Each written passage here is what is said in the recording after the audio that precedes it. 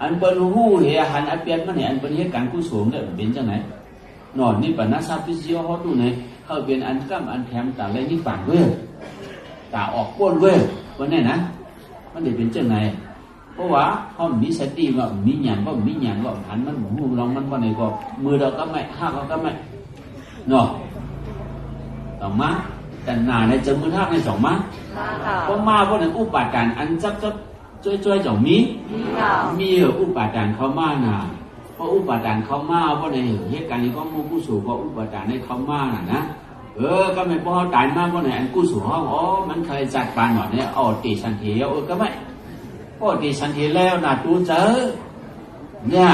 สาจีในจ่องไรเพราะเลยสาจีพวกไหนก็สระยาที่มรณะว่าวุทุกข้าลงนั่นเป็นปันมาจอมกำเหลียววะเนาะมันปันอาเซียนมาจอมกำเหลียว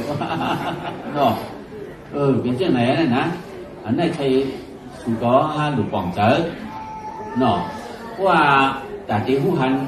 ไอ้จ้องแต่ที่ผู้หันลองมันเนี่ยหรือเหเอาสติเหคือจ้องมันมีลายสังเราเนี่ยนะ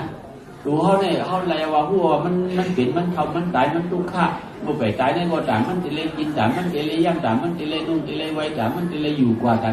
นั่นนะพอเขาจะเฮ็ดหา